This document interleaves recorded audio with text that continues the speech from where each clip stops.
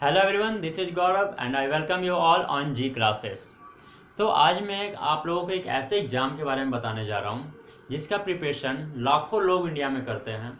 और ये एग्ज़ाम से जितने भी टॉप मोस्ट पोस्ट होते हैं, चाहे वो सीबीआई का हो, इनकम टैक्स का हो, एनआईए का हो, सीबीडीटी का हो या कस्टम डिपार्टमेंट का हो, इन सभी पोस्ट पे आपका सिलेक्शन होता है इस एग्ज़ाम के द्वारा। और इस एग्ज़ाम में आप अगर इस पोस्ट को में आप क्वालिफाई कर जाते हैं, इस पोस्ट में अगर आपका सिलेक्शन हो जाता है, तो इसके बाद इसमें फ्यूचर क्या है आपका, इस पोस्ट के बाद आप कहाँ से कहाँ तक, आप पूरे लाइफ में, पूरे जर्नी में आप कहाँ तक पहुँचने वाले हैं, उसका पूरा डिटेल्स में अभी आपको यहाँ पे एनालिसिस करने वाला हूँ। तो इस एनालिसिस को करने से पहले मैं ये भी बताना चाहता हूँ कि इस एग्ज़ाम में आप देखते हैं कि बहुत सारे कोई बीटेक किए हुए हैं, कोई एमटेक किए हुए हैं, बहुत अच्छे अच्छे पोस्ट वाले लोग, डिग्री होल्डर लोग भी आते हैं और इस एग्ज़ाम में अपीयर होते हैं। तो इसके कारण क्या होता है, आजकल हिंदी मीडियम वाले या हिंदी बैकग्राउंड वाले काफ़ी फियर में रहते हैं और वो लोगों को लगता है कि ये एग्ज़ाम उनसे क्लियर नहीं होगा।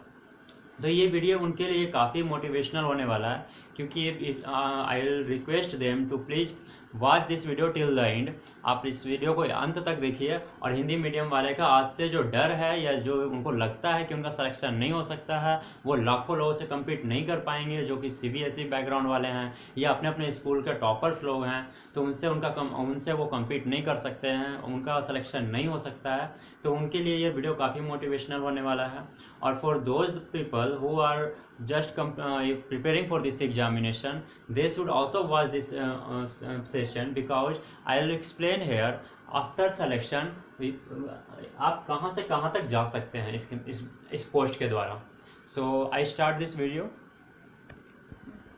तो जिस एग्ज़ाम के बारे में मैं बताने जा रहा हूँ वो एग्ज़ाम को कंडक्ट करती है एसएससी, जिसका फुल फॉर्म होता है स्टाफ सिलेक्शन कमीशन। अब ये सिलेक्शन किस किस पोस्ट पे करती है, तो जो सबसे फर्स्ट पोस्ट है जो कि 10th लेवल के 10th बेसिस पे सिलेक्शन होता है जिसका, उस पोस्ट का नाम है एमटीएस, मल्टीटास्किंग स्टाफ। तो इसके लिए क्या आपको एलिजिबल होना चाहिए कि आप क्लास 10th मतलब आपने 10th कंप्लीट किया हुआ है। तो इस पोस्ट पे आप ऑलमोस्ट जैसे रेलवे में ग्रुप डी का जो पोस्ट होता है, तो इसका भी सिमिलरली वही सेम पोस्ट होता है, वैसे ही लगभग वर्क होता है, बट इसका वर्क थोड़ा अच्छे प्लेसेस पे होता है। तो ये तो एमटीएस द्वारा आप इस पोस्ट पे सेलेक्ट होते हैं। उसके बाद नेक्स्ट आता है जो 12th क्लास, जिसका 12th कंप्लीट हो चुका है, 12th बेसिस पे जो ये एग्ज़ाम कंडक्ट करती है वो है आपका एलडीसी। तो एलडीसी का फुल फॉर्म आपका होता है लोअर डिवीजन क्लर्क। इस एग्ज़ाम के लिए आपका 12th कंप्लीट होना कंपलसरी है। इसके साथ साथ आप 18 ईयर्स के होने चाहिए। और इस एग्ज़ाम के लिए आपको ये नहीं होना चाहिए, ये ज़रूरी नहीं है कि आप साइंस बैकग्राउंड वाले हैं या कॉमर्स बैकग्राउंड वाले हैं या आर्ट्स बैकग्राउंड वाले हैं। इस एग्ज़ाम को कोई भी किसी भी स्ट्रीम वाले हैं वो इस एग्ज़ाम में अपीयर हो सकते हैं। एंड द थर्ड पोस्ट जिसके लिए हम सभी क्रेजी होते हैं, all are crazy after this post, that is the most important post for SSC is UDC and ASO, जो कि अब कंबाइन आता है CGL के नाम से। पहले अपर डिवीजन क्लर्क के नाम से ये फॉर्म आता था और ऑफलाइन जब एग्जाम होते थे तो 2011-12 के आसपास के टाइम का, और अब इसको कंबाइन SSC CGL के नाम से जाना जाता है। इसमें दो पोस्ट है आपका, एक तो UDC है जो कि अब ये दोनों पोस्ट मिलाकर CGL में ही आ गया है, और ये होता है आपका असिस्टेंट सेक्शन ऑफिसर। तो ये दो पोस्ट जो है ये सीजीएल के द्वारा कंडक्ट होता है। इसके लिए आपका किसी भी स्ट्रीम के साथ ग्रेजुएशन होना कंपलसरी है, और इसके लिए और 18 ईयर्स आपका कंपलसरी होना चाहिए। अब इस एग्ज़ाम का प्रिपरेशन करने के बाद आप इस एग्ज़ाम को जब आप देते हैं तो ये 3 टायर में एग्ज़ाम चलता है आपका। सो इसका एग्जाम का जो प्रोसेस होता है वो 3 टायर में कैसे होता है। तो टायर 1 जो आपका होता है वो मल्टीपल चॉइस क्वेश्चन होता है, वो 200 मार्क्स का होता है। अगर इसको आप क्वालिफाई करते हैं तो टायर 2 में पहुंचते हैं। और टायर 2 भी आपका जो होता है वो आपका 400 मार्क्स का होता है, जिसमें 2 पेपर होता है। इंग्लिश का पेपर होता है वो 200 मार्क्स का होता है, और मैथ्स का पेपर होता है वो 200 मार्क्स का होता है। अब जब इस एग्ज़ाम को आप क्वालिफाई करते हैं तो आप टायर 3 के लिए पहुंच जाते हैं। और टायर 3 जो आपका होता है वो डिस्क्रिप्टिव होता है, जिसमें आपको एसे और लेटर राइटिंग को लिखना होता है। उसके बाद आपका क्या होता है कि अगर इस तीनों एग्जाम को आप क्वालिफाई कर गए हैं तो आपका फाइनली डॉक्यूमेंट वेरिफिकेशन होता है, या किन्होंने किसी पोस्ट के लिए आपका कंप्यूटर प्रोफिशिएंसी टेस्ट लिया जाता है या टाइपिंग लिया जाता है, तो उसके लिए फिर आप इसके टायर 3 देने के बाद आप एलिजिबल होते हैं। एंड फाइनली ये सारे प्रोसेस कंप्लीट हो जाने के बाद आपका सिलेक्शन होता है, और आपका जब सिलेक्शन होता है तो ये इंडिया में टॉप मोस्ट पोस्ट पे आपका सिलेक्शन होता है, जिसका बारे में मैंने आपको ऑलरेडी बताया है। अब यहाँ तक तो एसएससी कंडक्ट करती है एग्जाम। अब इसके बाद का जो आप 3 पोस्ट देख रहे हैं, जिस पोस्ट का नाम है section officer, assistant secretariat and under secretariat, ये 3 पोस्ट जो है ये आपका प्रमोशन होने के बाद आप इस पोस्ट पे पहुंचते हैं। अब एसएससी सीजीएल में जब आपका सिलेक्शन होता है, सीजीएल के पोस्ट पे सिलेक्शन होने के बाद आप फाइनली यहाँ से इस पोस्ट के लिए इस पोस्ट पे जाते हैं। सेकंड, फिर आपका प्रमोशन होने के बाद इस पोस्ट पे जाते हैं, एंड जब लास्ट प्रमोशन जो आपका है वो इस पोस्ट पे जाते हैं। इस पोस्ट के बाद आपका एसएससी सीजीएल के द्वारा जो अगर आप वैकेंसी मतलब आप जब पहुंचे हैं तो इस पोस्ट के ऊपर आप नहीं जाते हैं। शायद एक आध कोई ऊपर चला जाता है इसके बाद का, क्योंकि इसके बाद का जो भी पोस्ट होता है वो यूपीएससी के द्वारा जो लोग सेलेक्टेड होते हैं उनके लिए वो पोस्ट बचा होता है। उनका प्रमोशन होने के बाद वो उसके आगे का पोस्ट तक जाते हैं, और फाइनली आप ये होम मिनिस्ट्री तक चला जाता है, ये पोस्ट आपका सेक्रेटरीट वगैरह का पोस्ट चला जाता है। तो ये तो था, मैंने आपको एसएससी का पूरा पोस्ट के बारे में बताया कि अगर एसएससी के द्वारा आपका सिलेक्शन होता है तो आप कहाँ से कहाँ तक पहुँच सकते हैं। अब एसएससी का प्रिपरेशन में लोगों को देखता हूँ कि लोग बोलते हैं 2 साल लगता है, 3 साल लगता है, किसी ने बोला 3 महीने लगता है, किसी टॉपर ने बोला मैं तो बस किसी ने बोला फॉर्म भर दो, मैंने फॉर्म भर दिया, और ऐसे भी लोगों का एग्जाम्पल है कि फॉर्म भर दिया और उनका सिलेक्शन भी हुआ है, उनका मेरिट लिस्ट भी बना है। ठीक है, तो इसके लिए प्रिपरेशन में एक्चुअली टाइम कितना लगता है, तो ये टाइम ड्यूरेशन के बारे में मैं बताने से पहले बताना चाहता हूँ। इसके लिए स्टूडेंट भी 2 टाइप के होते हैं। एक तो वैसे स्टूडेंट होते हैं जिन्होंने पूरे अपने होल लाइफ में मतलब क्लासेस में अपने अच्छा से स्टडी किया हुआ है, अपने क्लासेस में हमेशा अच्छे नंबर से वो पास होते गए हैं, तो उनका क्या होता है बेसिक कॉन्सेप्ट अच्छे से क्लियर रहता है और उनको इस प्रिपरेशन में ज़्यादा टाइम नहीं लगता है, क्योंकि इसमें जो भी सिलेबस भी होते हैं वो अंडर 10th तक ही आते हैं आपके। अब कुछ स्टूडेंट ऐसे होते हैं हिंदी मीडियम बैकग्राउंड वाले जिनका उतना पकड़ नहीं होता है हर एक टॉपिक पे, बट उनका वो भी डिग्री होल्डर होने के कारण वो भी इस पोस्ट के लिए अप्लाई करते हैं। अब दोनों में डिफरेंस क्या होता है, जिसका बेसिक ऑलमोस्ट शुरू से बचपन से कंप्लीट रहा है उनको इस एग्ज़ाम के लिए सिर्फ ऑलमोस्ट रिवीजन टाइप का ही रहता है, तो वो 2 से 3 महीने में इस एग्ज़ाम का प्रिपरेशन अच्छे से कर लेते हैं। और रहा बात 2-3 महीने और जब उनका जब प्रैक्टिस सेशन चलता है और प्रैक्टिस करते हैं तो वो अपने आप का लेवल जो उनका होता है वो काफ़ी हाई हो चुका होता है। अब जो हिंदी मीडियम बैकग्राउंड वाले होते हैं जिनके आजकल आप भी जानते हैं बहुत सारे स्कूल में अच्छे एजुकेशन नहीं मिल पाते हैं हिंदी मीडियम बैकग्राउंड वाले या स्टेट बोर्ड में, तो उनको डर लगा रहता है कि मैं इतने हाई पोस्ट के लिए जहाँ पे इतना टफ कंपटीशन है मैं कैसे क्वालिफाई करूँगा। तो उनके लिए मैं ये बताना चाहता हूँ कि आप जब इस एग्ज़ाम का प्रिपरेशन कर रहे हैं तो फर्स्ट थिंग जो आपके माइंड में होना चाहिए कि इस एग्ज़ाम का प्रिपरेशन 3 मंथ में नहीं हो सकता है, जो उनको ये सच्चाई को एक्सेप्ट करना होगा। इस एग्ज़ाम का बहुत सारे स्टैटिक पोर्शन होता है या जितने भी सिलेबस होते हैं लोगों को लगता है कि मैं रट जाऊँगा और उसके बाद मैं इस एग्ज़ाम को क्वालिफाई कर जाऊँगा, तो अब ऐसा नहीं होता है। पहले तो शायद स्टैटिक पोर्शन पे आप नंबर भी उठा लेते थे, बट अब जब टीसीएस एग्जाम कंडक्ट कर रही है तो आपका पूरा ins and outs of that chapter पता होना चाहिए। इन्स एंड आउट्स का मतलब ये हुआ कि आपको उस चैप्टर का पूरा अच्छे से माइंड में समझने के साथ साथ उसे एक इमेजिनेशन के साथ एक फिगर बना हुआ होना चाहिए उस चैप्टर के बारे में।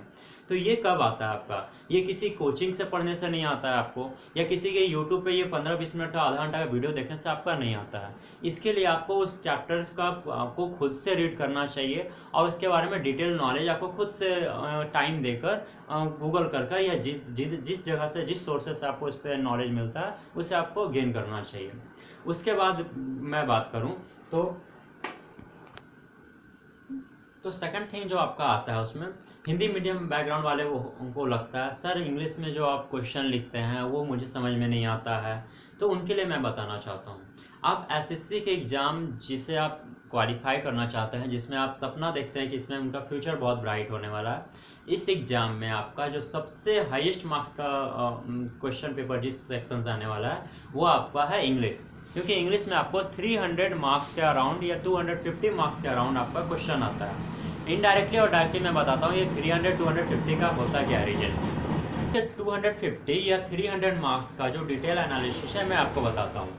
जब इंग्लिश का आप एग्जाम देते हैं तो पीटी में 50 मार्क्स का आता है, फिर टायर 2 जब आप एग्जाम देने जाएंगे तो उसमें 200 का आता है, तो 200 प्लस 50 ये 250 मार्क्स का एग्जाम हो गया टायर 1 टायर 2 में। यहाँ तक तो आपका मैथ्स भी इतने ही मार्क्स का होता है, 250 मार्क्स का होता है। फिर लगेगा सर आप इंग्लिश को कैसे बता दिए, उससे ज़्यादा इंपॉर्टेंट है, मैथ्स से भी ज़्यादा इंपॉर्टेंट इंग्लिश है। तो वो थर्ड चीज़ जो आपका डिसाइड करता है वो है आपका डिस्क्रिप्टिव जो टायर 3 है। और डिस्क्रिप्टिव में अगर आप आउट हो गए, क्योंकि डिस्क्रिप्टिव में बहुत ज़्यादा ये इंपॉर्टेंट होता है डिस्क्रिप्टिव, तो डिस्क्रिप्टिव में ये आपका 50 मार्क्स का होता है, तो ऑलमोस्ट ये 300 मार्क्स का कवर करता है एग्जाम। तो आप समझ सकते हैं इंग्लिश का वेटेज कितना ज़्यादा है।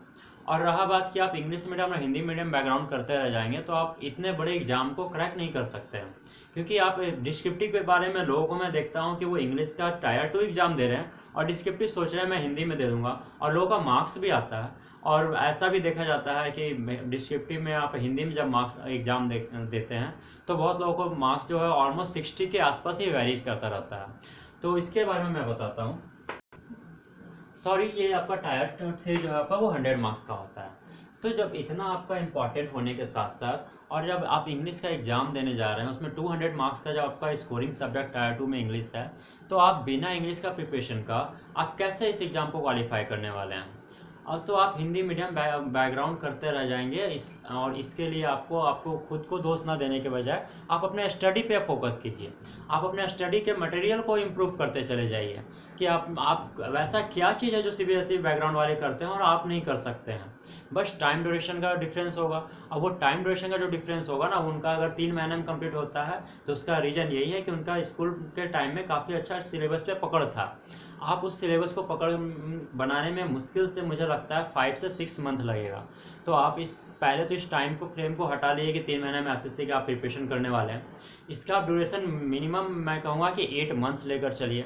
इस 8 मंथ्स में आप जिस भी कोचिंग से आप पढ़ रहे हैं या जिधर से भी पढ़ रहे हैं, आप जिस भी सोर्सेज को यूज कर रहे हैं, आप 4 मंथ्स में पूरे सिलेबस को आप वहाँ से या 5 मंथ्स में कंप्लीट कर लीजिए। इन कॉमन विद दैट आप जब स्कूल कोचिंग से या ऑनलाइन या किसी भी सोर्सेज से आप जब प्रिपरेशन कर रहे हैं तो इसके साथ साथ आप साइड बुक्स का ध्यान जरूर किया कीजिए। अगर हो सकता है आपके पास एनसीईआरटी का अगर बुक मिल जाए तो एनसीईआरटी को पढ़िए और काफ़ी डिटेल से इसके बारे में जानकारी प्राप्त कीजिए। एनसीईआरटी में मैं आपको एक चैप्टर के बारे में बताता हूँ। एक चैप्टर का नाम है सेल कोशिका, ये आपको क्लास 9 में के बुक में मिलेगा।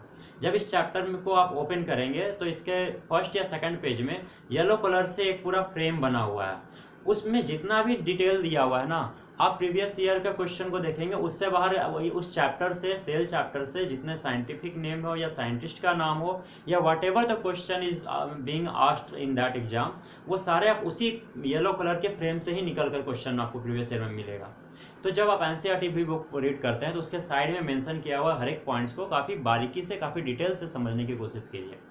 अब ये चैप्टर पढ़ने के बाद ऐसा नहीं होना चाहिए कि एक चैप्टर को आपने ओपन किया और 1 घंटा में पढ़ देना है। उसे काफ़ी अच्छे से समझकर माइंड में इमेजिनेशन के साथ उसे एक फोटो के साथ माइंड में उसे सेटअप कर लेना है। जब आपका चैप्टर माइंड में एकदम अच्छे से बैठ गया है तब उस पर आप प्रीवियस ईयर क्वेश्चन लगाइए, या फिर आपके पास उस चैप्टर से रिलेटेड स्टैटिक क्वेश्चन कहीं से मिल जाए तो उस क्वेश्चन को आप बनाइए। तो उसके बाद आपको पता चलेगा उस चैप्टर पे आपने कितना अच्छा पकड़ बना लिया है। ये तो हो गया जीके पोर्शन में। मैथ्स में भी वैसे ही कीजिए, आप पहले उसके किसी भी चीज़ का बेसिक समझिए। बेसिक अच्छे से समझ जाने के बाद उस चैप्टर का शॉर्ट ट्रिक्स क्या होता है या उस चैप्टर उसमें कितना फास्ट आप क्या क्या कैलकुलेशन को एलिमिनेट कर सकते हैं या कैलकुलेशन को काफ़ी हद तक छोटा कर सकते हैं, इस प्रोसेस को जानिए। और उसके बाद थर्ड वन जो आता है आपका वो माइंड कैलकुलेशन पे वर्क कीजिए। इन सारे चीज़ हो जाने के बाद मैं बहुत लोगों को देखा हूँ कि वो जस्ट प्रिपरेशन कर रहे हैं, 2 महीने का प्रिपरेशन हुआ और बस ऑनलाइन सोर्सेज से या जो भी मार्केट में सेट आया है वो सेट लगाना शुरू कर देते हैं। तो इसके बारे में मैं बताना चाहता हूँ। सबसे पहले आपको अगर सेट लगाने का मन भी करता है तो वीक में कोई भी आप रैंडमली सेट लगा सकते हैं, उसके लिए कोई प्रॉब्लम नहीं है। बट आप पहले सिलेबस को अच्छे से कंप्लीट कर लीजिए। आपका कैलकुलेशन सारा पे जितना भी चीज़ कर सकते हैं उस पर कर लीजिए। सारे ट्रिक्स माइंड में कैलकुलेशन कैसे किया जाए ये सब चीज़ करने के बाद आप किसी भी एग्ज़ाम से 10 से 15 दिन पहले उस एग्ज़ाम से रिलेटेड जो भी सेट मार्केट में आए उस 10 से 15 सेट को अगर आप अच्छे से लिमिटेड टाइम फ्रेम में अगर आप सॉल्व कर लेते हैं ना, तो उससे ज़्यादा सेट सॉल्व करने की ज़रूरत नहीं पड़ेगी आपको, इसकी मैं गारंटी देता हूँ। बस आपका सिलेबस पहले आपको अच्छे से पता होना चाहिए। जहाँ पे आप सोते हैं वहाँ पे सिलेबस को पेस्ट कर लीजिए और उसके बाद सिलेबस को डेली रीड कीजिए और देखिए कि इस सिलेबस में मेरा क्या छूट रहा है। अगर आपका सिलेबस कंप्लीट हो गया है, आपका कंटेंट कंप्लीट है, आपका रिवीजन काफ़ी अच्छे से हो गया है, तो आपको किसी भी सेट से डरने का ज़रूरत नहीं है। कोई भी सेट कितना भी टफ हो या ईजी हो, आप उसमें अच्छा स्कोर करेंगे ही करेंगे। तो this is all about the assessee exam. मैंने आपको एसएससी के पोस्ट के बारे में काफ़ी अच्छे से एक्सप्लेन किया। इसके बाद मैंने प्रिपरेशन के बारे में स्ट्रैटेजी भी काफ़ी आपको बताया। अब लगा कि जिन लोगों को लगता है हिंदी मीडियम वाले बैकग्राउंड वाले हैं या जो लोग एसएससी सीजीएल को टारगेट कर लिए हैं या एसएससी के किसी भी एग्जाम को टारगेट कर रखे हैं, उनके लिए कल से मैं आपको सुपर 20 वर्ड मीनिंग का सीरीज आने वाला हूँ, जिसे 2020 वर्ड सीरीज भी मैं बोल सकता हूँ। ये 2020 वर्ड सीरीज आपको डेली मॉर्निंग में मिलेगा और मैं आपको रिक्वेस्ट करता हूँ कि इस सीरीज को कृपया 2 महीने मेरे साथ आप बने रहिए और 2 महीनों तक फॉलो कर लीजिए। आपका इंग्लिश का जो फियर है ना वो खत्म हो चुका होगा। इंग्लिश में फिर आपको लगे नहीं कि इंग्लिश बहुत ज़्यादा टफ है। और आप मेरे जो वर्ड्स के साथ अगर 2 से ढाई महीने का वीडियो अगर आप कंप्लीट कर लेते हैं तो इसमें मैं आपको टाइम को स्पॉयल नहीं होने दूंगा। इसमें जो वर्ड मीनिंग मैं करवाऊंगा वो आपको रेंडमली या रेयरली ही कभी आपको रिवीजन करने का जरूरत पड़ेगा, क्योंकि इस वर्ड को मैं एक किसी न किसी चीज़ से जोड़कर कनेक्ट करके आपके माइंड में एक इमेजिनेशन फोटो के साथ फ्रेम करवा दूंगा। तो मैं अब रिक्वेस्ट करूंगा कि आप लोग कल से डेली मेरे वर्ड सीरीज को फॉलो कीजिए। And thank you for watching this video. आप please subscribe this channel and share with your friends. आप सब्सक्राइबर्स को अधिक से अधिक बढ़वाने में हमारी हेल्प कीजिए। जय हिंद।